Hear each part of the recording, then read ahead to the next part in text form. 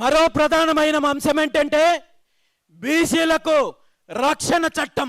బీసీల పైన దాడులు జరుగుతున్నాయి, బీసీల పైన తప్పుడు కేసులు పెడుతున్నారు, బీసీల పైన హత్యలు జరుగుతున్నాయి. ఏ పార్టీ అధికారంలో ఉన్నా, ఏ నాయకుడు అధికారంలో ఉన్నా దాడులు, హత్యలు, తప్పుడు కేసులు, ఎస్సీ ఎస్టీ అట్రాసిటీ కేసులు ఎదుర్కొంటున్నది మాత్రము 100% ఈ రాష్ట్రంలో బీసీలే ఎదుర్కొంటున్నారు.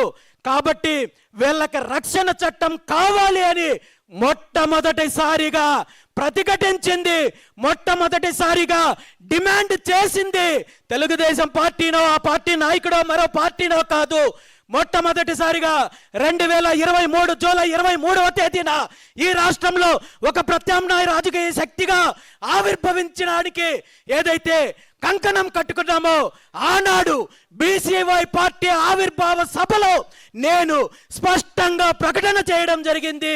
ఈ రాష్ట్రంలో ఉన్న బీసీలకు రక్షణ చట్టం తెస్తామని చెప్పి స్పష్టంగా ప్రకటన చేస్తే ఈ ప్రకటనను ఆ తర్వాత సుమారు 3 నెలల కాలం తర్వాత కాపీ కొట్టి తెలుగుదేశం పార్టీ నారా లోకేష్ ఏదైతే పాదయాత్రలో బీసీలకు తప్పుడు హామీలు ఇచ్చి బీసీలను మభ్యపెట్టే కార్యక్రమం చేశారు.